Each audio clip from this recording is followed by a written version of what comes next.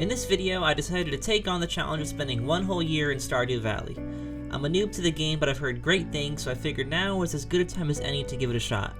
My only rule for myself in this playthrough was that I was not allowed to look anything up that could give me some sort of edge or additional info about the game.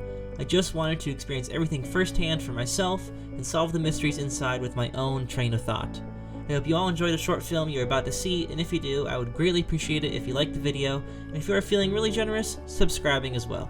This video took about 80 hours to film and produce, so I would be a very happy man if you did so. Without further ado, let's get into the story of how I spent my first year in Stardew Valley. I started off the game by creating my character, Bartula, and named my farm Conversation Farm because I enjoy having good conversations. I decided to give myself the standard farmer's outfit to fit in with my role as a farmer. I also picked the standard Stardew Valley farm because I wanted to have what I thought was the intended Stardew Valley experience. Getting into the game, we start off working our corporate job, hating life as most of us do, then deciding it was time for change. We opened our dead grandpa's letter where he told us that this time was bound to come and offered us his farm out in Stardew Valley if we really wanted to find a meaningful life. So, as temptation settles in, our character of course takes the bait. It's day one in Stardew Valley and I've just moved into my grandpa's old farmhouse. I am greeted by Robin as the first friendly face I see, which is then followed by the mayor of the town, Lewis. I start my journey off by clearing out some of the space around my farm. The place is a mess with grass, rocks, trees, and more spread all over the place. There was no room to grow crops, even if I wanted to. After clearing out some space, it was time to plant a few parsnip seeds, my first crops of the game. I then took to the town to explore and check out all the buildings, landscape, and townsfolk that I could find. It wasn't until day 2 where I met Willie and learned about fishing, which the virtual version is not much better than the real life one. Sorry to all my fishermen out there. I did some more exploring and managed to find someone very special to me, and her name is Haley. Oh, who's this baddie? Haley? I couldn't believe that we were starting off our relationship on a rocky foot when she said that my clothes were horrendous, and without them I might be cute. So like, do you want me to take off my clothes, or are you just being rude to me? I couldn't let that conversation with Haley be her first thoughts about me, so I made sure to bring her a daffodil, that way we would start off on a better foot. She seemed to like the gift, and I found out that she was single, so I had a feeling I was going to be playing my cards on her. On day 3, I continued with exploring the town and giving Haley another gift. It's going to take some work to court you. Then I noticed that Lewis was checking on Marnie to make sure all of her business needs were met. It seemed a little sus to me, but I'll let it slide for now. It's day 4 and I worked on my farm as a farmer would tend to do, and used some of those materials from clearing out all the scattered debris of sorts to repair the bridge that connects the 2 beaches down by the docks. By doing this, I can now go to the other beach to collect oysters, clams, and other items that may wash up on the beach. Day 5 was a minorly significant day because I harvested my first crop. Not only did I harvest my first crop, I opened a geode at Clint's place and managed to find what would be my first artifact that would go on to be donated to the museum just next door. On this day, I also received mail from Georgia Corporation that the giant boulder blocking the path to the mines was removed, so I waddled my way over to the darkness of the caves to begin my descent into the treachery that is the Stardew Valley cave system. The next couple of days I spent more or less doing the same thing. I would wake up, work with my crops, and then go mining. My goal was to see how far down I could go, and on day 7 I made it to level 20 and got a steel sword. Come day 8, I planted new crops in my farm, and yet again found myself in the mines. This time I reached down to level 35. My goal was to go about 5 to 10 levels down every day until I hit the bottom. After a hard day's work, I made my way back to the surface to share some gifts with the lovely townsfolk of the valley, one such person being the cute blonde from the south, Haley. What must I do to get you to fall in love with me, baby? On day 9, I reached past level 40 in the mines and got a quest notification to attempt reaching the bottom. I was already planning to do that, but now with a quest to back my train of thought, it was all the more reason to continue. After mining, I talked to the townsfolk again and gave Haley one of my prized topaz from the mines. She liked it, and I actually ended up getting my first friendship heart with her because of it. It might be slow, but we call that progress. Day 10 was a sort of goated day for several reasons, but one of the most important being Marnie swinging by my place to deliver me a beautiful little kitty cat by the name of Asuna. She would be my little companion throughout my entire time in the valley. Later on into that night, I was strolling the town when I got a cutscene with Linus. However, it wasn't a completely pleasant one because Linus was stealing from George's trash can. I understand that Linus was stealing because he was hungry, and people throw away perfectly good food, not only in Stardew Valley, but in real life too if you think about it. Thus, I kind of sided with Linus that if he wanted to go trash diving, then by all means go for it. Unless the owner has a problem with it, you do your thing. Luckily, Gus came out from the saloon to give Linus some food. What a nice guy. Day 11 was a sad day because I gave gifts to some of the people in town, and several of them told me that my gifts were garbage. Day 12 was a simple day, spent cleaning up the farm and fishing the waters for some good old protein. Now we have arrived at day 13. I've been excited for this day basically since I got to the valley because today was the egg festival in town. I made sure to chat everyone up at the event just to see what was going on and to try and strengthen my bonds with the people. I noticed this guy named Alex getting a little too close to my future love, Haley. Festival's not over there. Hey! Haley, what are you doing talking to this guy? Yeah, Alex, that's cool, but you better not be hitting on my girl. Oh, you need that protein for your legs? Yeah, I bet, big boy. I was having a good time, all things considered, at the event. The music was vibey, and it was about time to go on the spring egg hunt. The competition started, the clock was counting down, and on my search for eggs, I got stuck on a darn table. I can't get over there to grab them if I can see them. I lost this battle, no doubt. Oh my god, why is the table in the way? Go, go, go, go, go. 2 eggs. Sadly, Abigail won the competition. Props to her, I guess. Day 14 was a pretty solid day, to be honest. It was Haley's birthday, so I wanted to be sure I gave her a gift. I found something nice enough and brought it to her, and Lord Almighty, she was impressed. She was so impressed, in fact, that our relationship had begun to sprout. 3 hearts! Yo! I'm cracked. I am cracked. I needed to keep working our relationship up because I saw on the calendar that there was a flower dance to come later in the season, and I wanted to go with her to that if possible.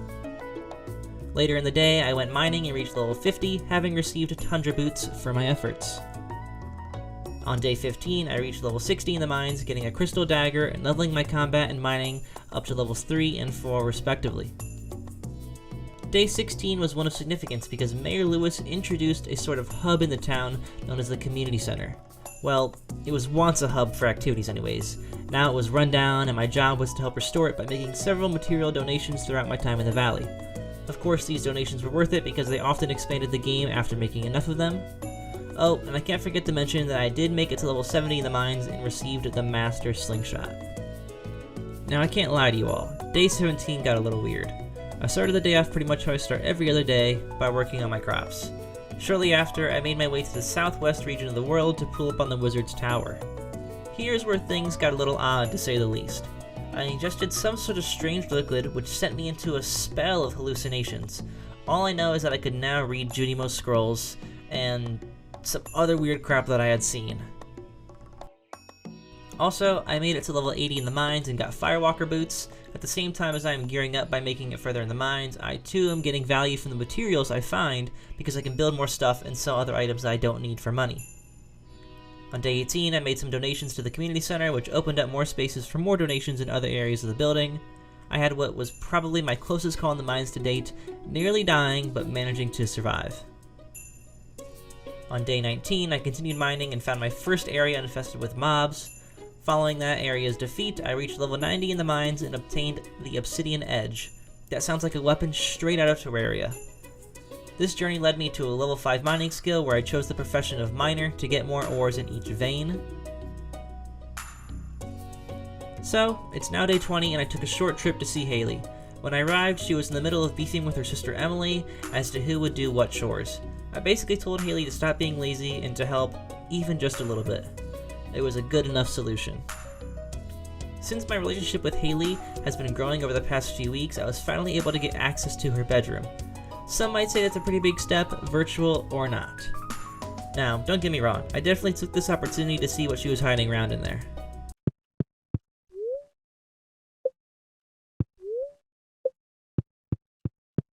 But I am snooping.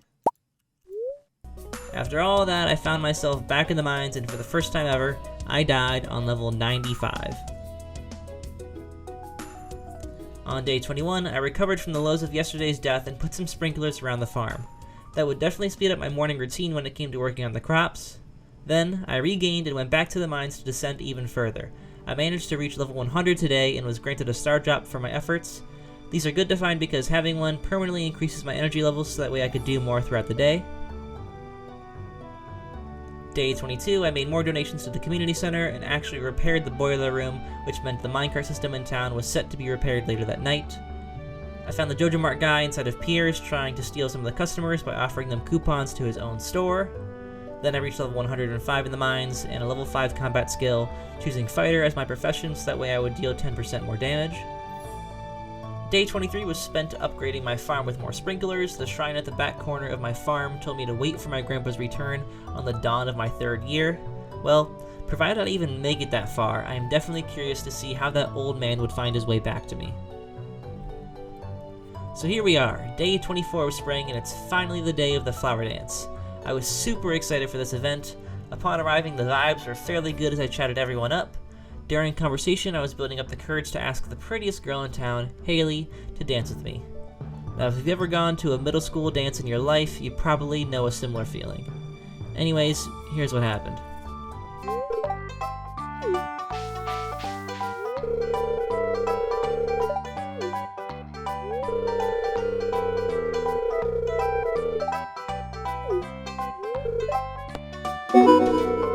Let's go! Let's go!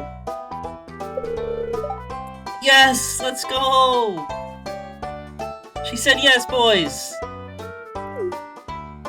Oh, yeah. We're up to 5. Oh, yeah! Let's get this thing rolling. Oh, yeah.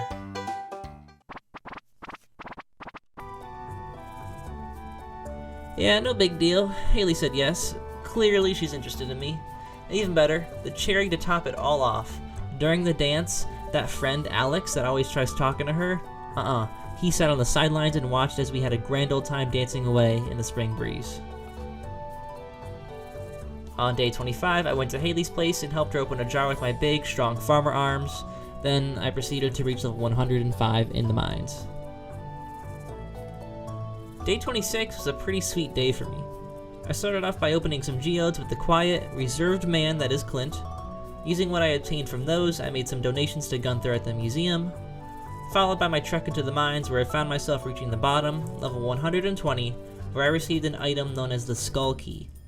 I was not sure what it was to be used on, but I knew I wanted to find out. Day 27 was a pretty slow day, spent cleaning up the farm and talking with the townsfolk. I got level 5 foraging skill and chose forester as my profession so that way I would receive 25% more wood. Come day 28, it's the last day of spring, and for me I wanted to spend some of that time with my beloved Haley. I promise I'm not a creep, guys. She's into me too, I swear. In fact, when I arrived at her place, I got a cutscene with her sister Emily, where I think I was in her dreams. I'm not really sure, but that might be a problem seeing as Emily is Haley's sister, and I'm into Haley, but yet Emily is having dreams about me. Yeah, this situation could get trickier in the future, no doubt about that. With the conclusion of spring, it's now time for Summer 11 out here in Stardew Valley. The crops are different, the world has changed, and the music too, however, it's Stardew Valley all the same. It's day 1 of summer, and I started off with Clint by picking up my upgraded trash can and asking for an upgrade to my pickaxe as mining has become a revenue source for myself. I saw an interaction between Penny and George where Penny helped grab his mail. At first, George got mad, but in the end, we were reminded that all of us are humans who age, and we may be in different parts of our lives, but we should still appreciate all the things we have right now in life, and I think that's a pretty good message if you ask me. Since it was a new season, my spring crops died out, and I had to purchase new summer seeds from Pierre. After doing so, I prepared my farm with the new seeds that I had just bought. What time is it? It's Stardew time. Stardew Valley. Do, do, do, do, do, do, do, do. Stardew Valley. Days 2 and 3 were spent working on my crops, fishing, mining, and giving away small gifts, but nothing of too much significance. Come day 4 though, and some things happened. I met with Willie down by the docks where he told me about his old friend behind his back door. I could only assume that he was referring to a boat. Later that day, I met with Haley on the beach where she found herself in some trouble. Apparently she had lost her grandma's precious bracelet somewhere on the beach and couldn't find it. Being the dashing gentleman that I am, I took it upon myself to help search for it. It wasn't long until I found the bracelet hiding on the side of Elliot's shack. When I picked it up and brought it back to her, she was very happy and even gave me a hug.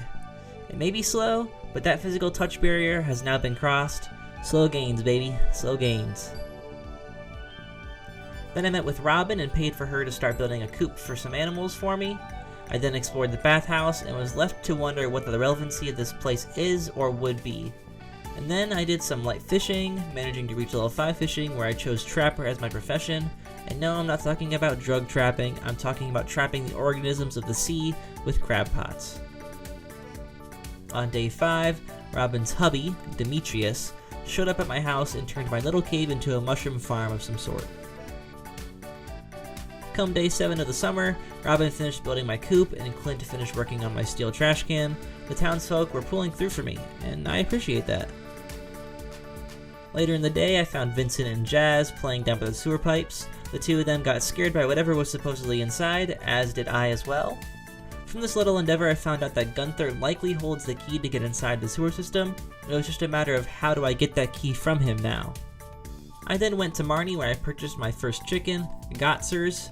This chicken would pretty much go on to be neglected at my farm. Sorry. On day 8, I gave Gus a birthday gift because I'm a nice guy like that. Then days 9 and 10 were spent mining and clearing away the rocks and trees spread about my farm. Day 11 was what I hoped to be a good day in the valley because it was the annual summer luau event down by the beach. It was supposed to be a big deal because the governor was going to come down for the community potluck that all the townsfolk could contribute to making. I had to bring something special to put in the potluck, and unfortunately, the item that I wished to add was not allowed to be used, so we had to resort to using a crappy little onion.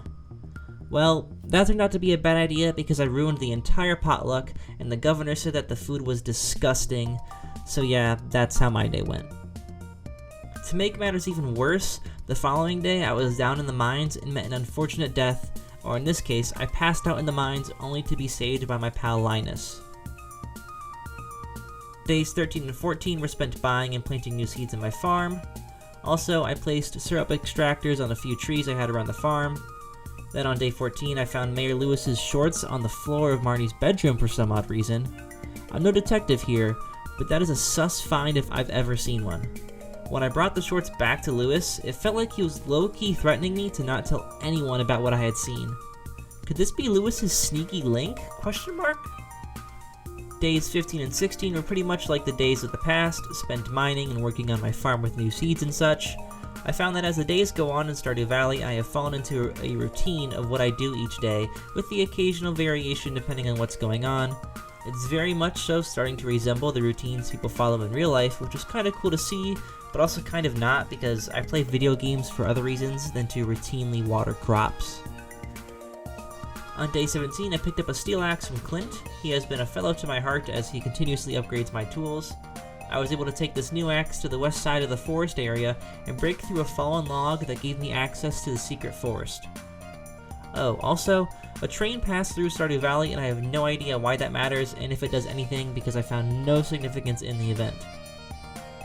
On day 18, a parrot flew into Emily's window and she took it upon her kind heart to nurse the little guy back to health. What a kind soul she is, huh? The following several days, that of days 19, 20, and 21, were all about the same as I was in my summer routine. Wake up, work on crops, go mining, that was about it.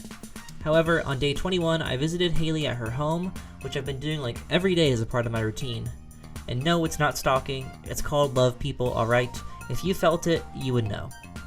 Anyways, when I saw her this day, I gave her a sweet pea, which was apparently a great gift because that sent our relationship to the next level. We now had an 8-heart relationship, but right after, I kinda schemed, I'm not even gonna lie. How are we not dating yet? It's maxed! I literally maxed us out. Now I'm gonna go play your sister. On day 22, Pierre sent me a letter that if I wanted to take my relationship with Haley to the next step, then I should stop by his store to buy her some flowers. Oh yeah, beautiful bouquet of flowers. You bet, bro. On this rainy day too, oh, I'm about to make Haley's day. When I went with the bouquet of flowers to Haley's house, I made sure to give them to her. She told me that she also wants to get more serious with me, and with that encounter done, Haley and I had officially become boyfriend and girlfriend.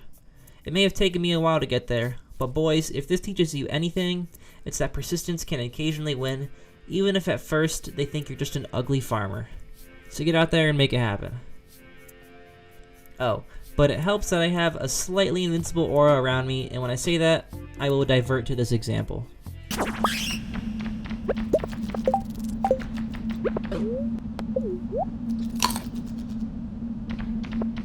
Wait, what? I had 0 HP and I lived.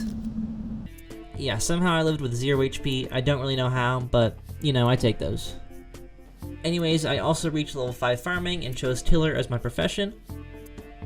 On day 23, I visited Emily and she was being lazy, which at some point, something has to be said about that. You feel lazy like every day, Emily. I'm tired of hearing it. You're lazy during the day, and then you go to the bar at night, like, get it together. Days 24, 25, 26, and 27 were all spent doing the exact same thing, working on crops, mining in the caves, and clearing space on my farm. On day 27, I got a big harvest with some rather big crops. Come day 28, and it's the last of the summer season. It's a special day because once night falls, it will be time for the Festival of the Moonlight Jellies, something I've been waiting for once the summer began. Before we can get to the festival, I still have other stuff to do in the day. One such activity involved my generous donations to Gunther's Museum, where I got an achievement for donating 40 different items. I then completed a kill quest and obtained a relatively crappy insect head sword. To follow that, it was now nightfall where I made my way to the beach for the Festival of the Moonlight Jellies. I talked to everyone as I usually would, and even bought a Moonlight Jelly banner for my home. Then, the time had come to watch as the Moonlight Jellies filled the waters beneath the Stardew Valley docks, dancing away with their glowing bodies as elegantly as a jelly possibly could. It was a pretty sight to see, and a nice way to say farewell to another scorching season here in Stardew Valley.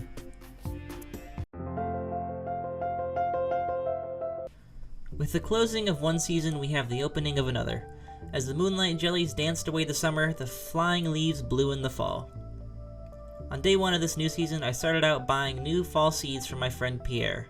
I planted what would be new crops to grow and prepared to complete a quest for my girlfriend Haley. In the quest notes, she said that if I brought her a fish, she would heart me forever, so of course, I brought her a darn fish. On day 2, Lewis introduced me to the new special orders board in front of his house. This was an additional way to earn money and favor with some of the townsfolk, as well as a way to get the player to branch out into other aspects of the game. Days 3, 4, and 5 were spent back in my routine of working on the crops, fishing, and mining. On day 5, I reached level 10 mining and chose the blacksmith profession so that way metal bars were worth more money. On day 6, Willie sent me a letter that he was selling different types of fishing poles in his shop now, ones that could use tackle attachments. Later in the day, I went for a stroll past Marnie's farm where I found Haley taking some photos with cows. We ended up spending some time together and we took a few photos ourselves, which I'll be kind enough to share with you here.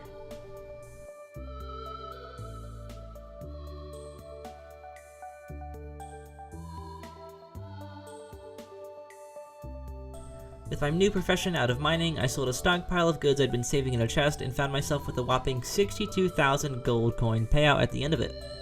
It's now lucky day number 7 of fall, and I did some donating to the community center, where I actually used some of my newly acquired cash to complete the vault room.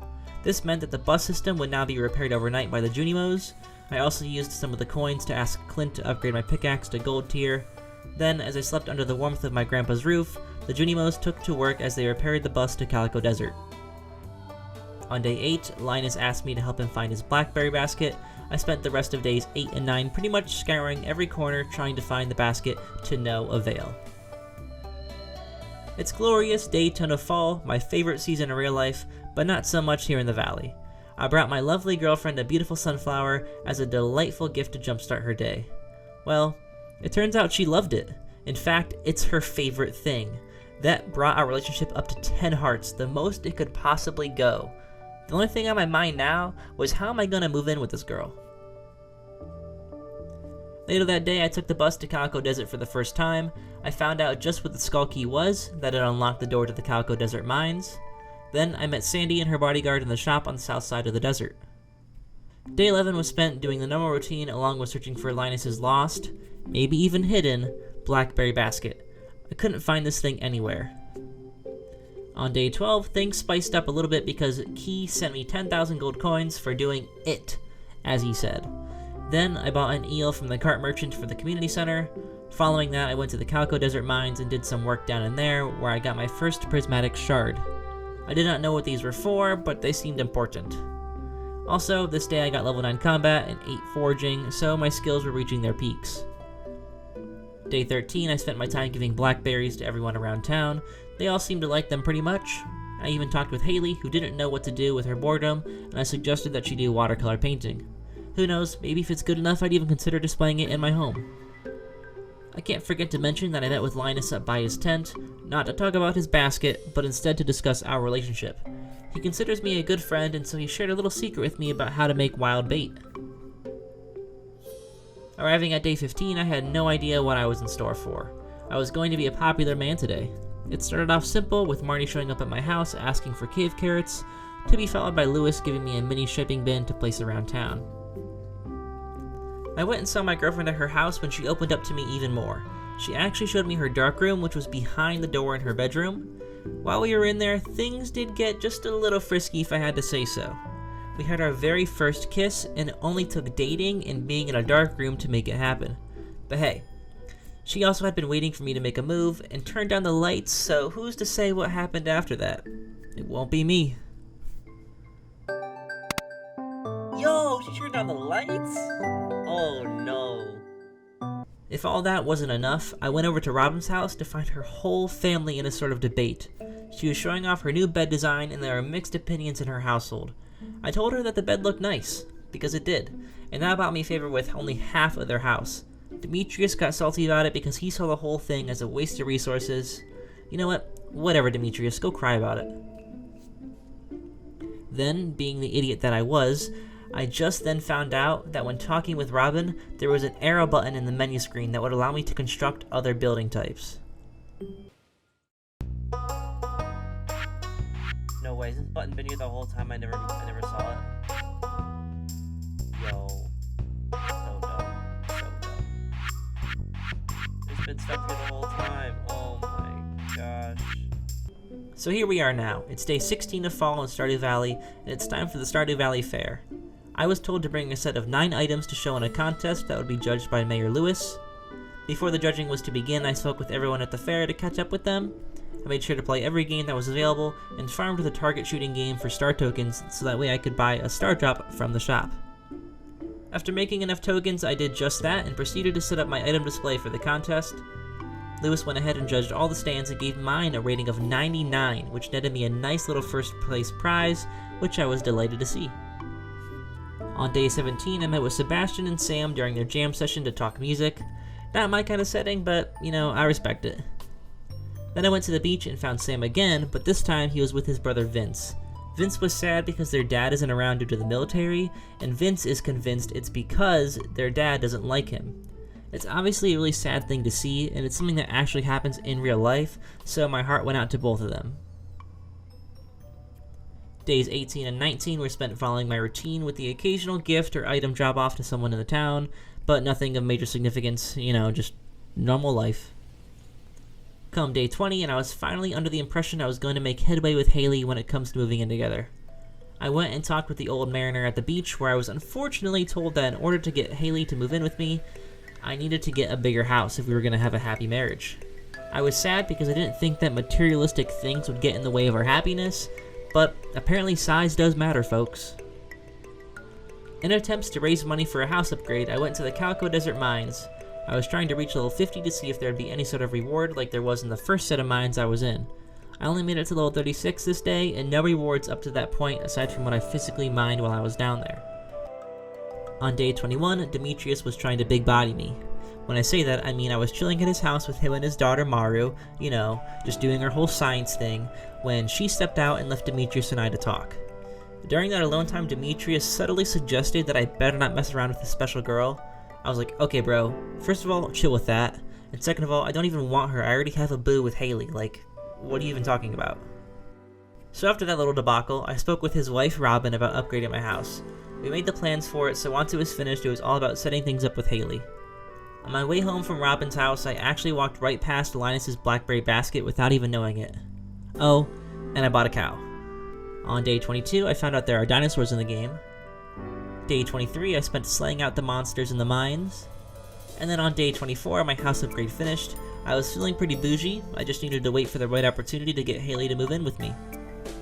Days 25 and 26 of fall were spent fishing and asking Clint to upgrade my tools. Nothing too fancy, just enjoying life.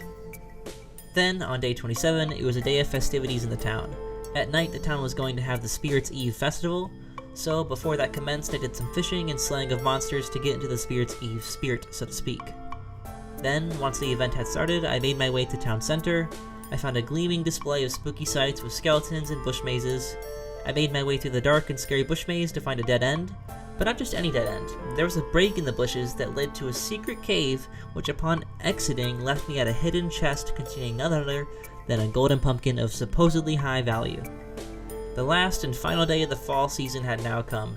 I did not know what was in store for the winter season, but I spent this last day talking to everyone around town and on the search for Linus's basket, which I still have not found. With the end of fall, we have now arrived at the forefront of winter. Being my dumb self, I totally did not think about the fact that I won't be able to plant any crops in the winter. This is obvious when you think about it, but I simply wasn't thinking about it, so now I had to figure out what to do next. On day 1 of winter, I left my farm, and on the way to town I saw a ghostly monster thing outside that ran away from me. I wasn't quite sure what to think about that, so it kinda left my mind. Then, I finally gained access to one of the back rooms in Pierre's. It was a secret plant room thing. It was kind of vibey, I can't lie. I'm not sure what the purpose is of this room, if any at all, but it was cool to see, I guess. As I pondered on my thoughts about what to do, I realized that this month was going to be about the people of Stardew Valley. Since it's winter, I can't plant crops, so no farming is to be done. My mining skills in combat were basically maxed, and there wasn't much to find around the world to work on foraging. That basically left me to do fishing, which is so boring, or talk with the townsfolk and strengthen my relationships there. Speaking of strengthening relationships, on day 2 I went and visited Leah at her cottage. She was working on a sculpture and we got to chatting when things started to get heated. I most definitely had an opportunity to land a kiss on her, and when I went for it, she denied me. Not only did that hurt my poor farmer's ego, but I just knew that if Haley found out, she was going to be absolutely furious with me. On day 4, Gunther showed up at my house to tell me about how good we have been doing with filling up the museum with artifacts. In that conversation, he also gave me a rusty key, which was good, because that would give me access to the sewer system, hiding some sort of scary creature or creatures. After we finished chatting, I made my way to one of the sewer doors and was able to get inside. I found what would evidently look like a sewer with a green stench of sorts around it. Not only did I find all that, but I also found Krobus. He was this little monster guy that I had seen in the mines. However, he was friendly, unlike his friends that I killed down in the mines. When I was walking around the town, I had once again teased myself with Linus's basket. I went right past it again, and this time, I even hovered my cursor right over the darn thing. In fact, the game even showed a plus icon, meaning that I could pick it up. I thought for some reason I could maybe use my fishing pole to pick up the basket. Yeah, that didn't work.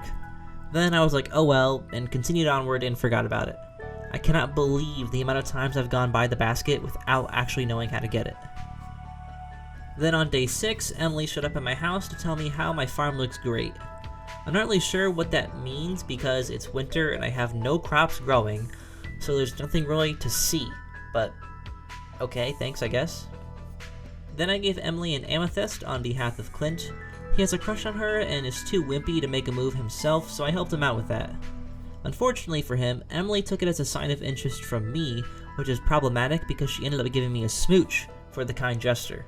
Well, you see, I'm dating her sister, who lives literally right down the hall from her, so yeah, this could definitely make things awkward here.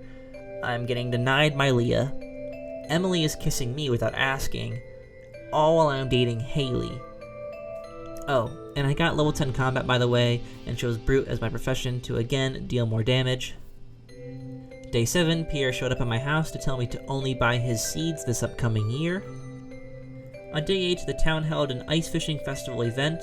I talked with everyone at the event to catch up and see if there was any interesting talk around the town, and there wasn't.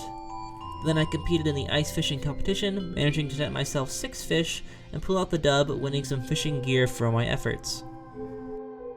Day 10, I decided to try and find that monster from the beginning of winter that ran away from me. I followed the footprints left in the snow to a bush by the playground where he was hiding. I'm not sure how he managed to survive so many days inside of the same bush, but I'll let it slide because it gave me the power of a magnifying glass so that way I could find and read secret notes. Later that day, I had a conversation with Robin and Linus where I invited Linus to live on the farm with me, to which he politely declined. Linus told us about how he chose to live the life he lives, and he doesn't need us to try and help him. He is perfectly happy and capable of choosing the right path for himself, but he appreciates our kindness. I had to give him respect for being able to say that. On day 11, I asked Clint to work on my iridium pickaxe. Hopefully he's not too mad at me since Emily gave me that smooch. Day 12, I found myself in the Calico Desert chopping down some trees when I got dropped secret notes. I was able to read them, and they gave me insider info on some of the townsfolk and what they like. When I returned back to town later that evening, I found out something quite awful. Or good, I don't really know, it depends how you look at it. I found out that you can walk to the left of the bus and go down the road to find Linus's darn basket. I cannot believe that all this time I could have found his basket, but I simply did not know that I was able to walk to that part of the map. On day 13, I walked right past the spot where Linus's basket was and into the road tunnel. Here I found a control panel of sorts that required a battery to be opened. I went and got a battery from my farm, put it in the panel, and found a note from Mr. Key to leave a rainbow shell in the box by the train station. I didn't know how to get a rainbow shell, so I experimented with prismatic shards and items I had found washed up on the beach. Day 15, the night market came into town. I went that evening to check out the shops and was treated to a mermaid dance and song. At the end of the performance, I noticed that the shells at front stage made noise and lit up when I clicked on them, which I believed led to a secret that I just didn't know how to figure out. Before I went back home for bed, I descended into the depths of the ocean to fish the ocean floor for bottom dwellers. Day 16, I shot explosive ammo from my slingshot into the wall by this riverside, where a strange doll then appeared. I spent day 17 trying to figure out the puzzle in one of the secret notes. It wanted me to check a certain bush by the entrance to the beach at a certain hour. I did this several times in several different ways over the course of several different days, each time met with the same result, nothing. I managed to make good enough friends with the wizard as well over the course of the winter season, to the point where he allowed me access to his back chambers, which included a station to change my appearance, although I had no desire to do that. During day 18, I received a letter in the mail that Caroline would be my secret friend for the gift exchange coming up towards the end of the season. This made me a bit sad because I was not close with Caroline at all, so I didn't really know what she would like. This same day, I used my hoe to dig up a snow yam at the entrance to the beach. This was important because it allowed me to complete the crafts room in the community center, which let the Junios then repair the bridge on the eastern side of town later that night. So, on day 19, after the Junimos repaired the bridge, I made my way across and mined all the ores available. I proceeded to find a new cave entrance there as well, which I took the time to fully explore. This cave looked different and was much larger than the ones in the mines, and included new enemies to face as well. At the end of the cave, I found a golden scythe, which is said to be more powerful than a regular scythe. I just wasn't sure how yet. Come day 20, and I was again trying to solve a different secret note puzzle. This time I had to walk a specific path from a specific house. I tried multiple different houses and multiple interpretations of the path I was meant to walk. Every time to no success.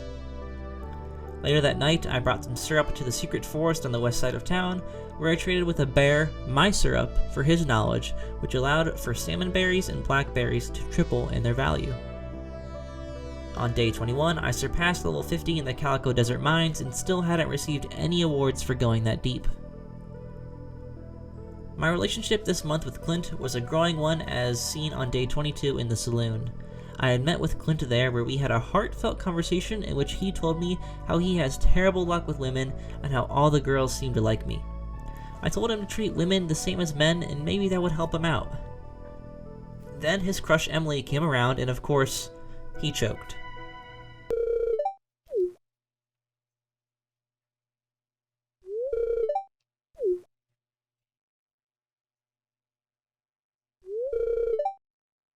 Bro, he choked. He choked.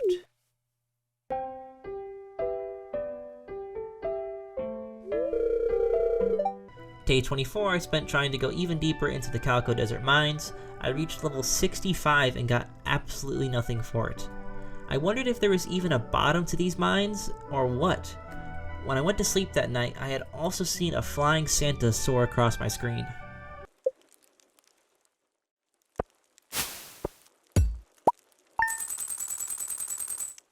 Look, there it is flying. Santa! We've now arrived at day 25, the day of the Feast of the Winter Star. I went to the event and talked with the townsfolk as I usually do. I gave Caroline her gift, which she seemed to enjoy. I found out that it was actually Clint who had made me his secret friend. His gift to me was an iridium bar, which I definitely appreciated. Like I had said earlier, Clint and I were becoming pretty close this winter season. Day 26 was actually Clint's birthday, so the gift giving was not done quite yet. I went over to his shop and I picked up my golden hoe from him that had become ready that day. Then I gave him a topaz for his birthday gift, which I certainly hope he enjoyed. But I wondered if he would have appreciated getting his iridium bar back or not. That day I also went and saw Robin and Demetrius at their home. Demetrius asked me if I viewed tomatoes as a vegetable or a fruit, to which I replied that it was a vegetable, and he was kinda salty about it because according to him it's technically a fruit. Well, I don't really care how he feels about it because him and I have had a quite standoff relationship ever since I arrived in the valley. I then went fishing in the sewers to give some company to the lonely Krobus. I managed to find my first legendary fish in the form of a mutant carp. To follow that, I went to the saloon later that night to discuss with Gus the bar's income. He told me that Pam hadn't been paying off her tab in a long time, so later that night when Pam arrived, I made sure to tell her that she should pay up, to which she listened. On day 27, I took a prismatic shard and a pearl to the Calico Desert.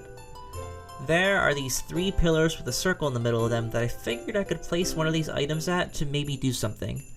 When I stood in the center and held a prismatic shard to the sky, something quite interesting did happen, and I got myself a galaxy sword. It was now the last and final day of not only the winter season, but of my first year in Stardew Valley.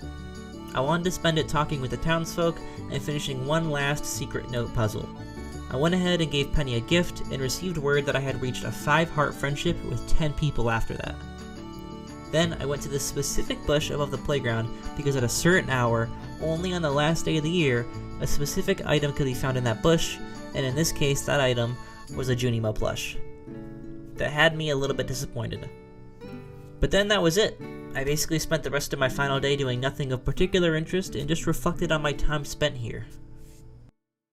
There you have it, folks. That's what my 1 year, or 112-day journey into Stardew Valley looks like. I had always heard good things about this game, and after giving it a good 40-hour shot, I can see what people were saying. It wasn't my complete cup of tea, as there was a little too much routine and downtime for me, but I can see the appeal. When I play a game, I prefer for there to be more action, but I understand that this game wasn't entirely built for that. I found it quite interesting to see the rewards that one could get with enough discipline. By that, I mean waking up every day to go to work on the farm, to work on friendships, to work on the mines, or really any sort of work. Any one particular day wasn't too special, but it was the accumulation of several days of hard work that ultimately was giving my farmer a good life to live in Stardew Valley. I learned many lessons from the people of the town when it comes to the different experiences we all face. Sometimes you have folks like Linus that appear to be living with no privilege and in poor conditions, only to find out that they are actually really happy people who enjoy their way of life. Or you find people like Sam and Vince who have a missing father that they struggle to cope with his questionable return as they grow older and older day by day. These are just a few examples of things that people go through that from the outside in we may not see, but they're definitely still there and affecting lives. I find that Stardew Valley is an interesting experience that I would recommend to people looking for a more chill gaming atmosphere, but one that still holds emotional weight to it. I firmly believe that the more time you spend in the game and the more time you spend working with these characters, that the stronger the bonds are between each other. However, for my 1 year in Stardew Valley, I felt that I had a pretty good connection with several of the characters in there, but I'm not sure that I wish to personally explore further beyond that. With all that being said, if you stuck around this long, I appreciate you all for watching the video. I would greatly appreciate it if you dropped a like on the video, shared it with your friends, and subscribe if you want to see more content like this. Have a good day, night, week, year, whatever it is for you out there. I'll see you all in the next one.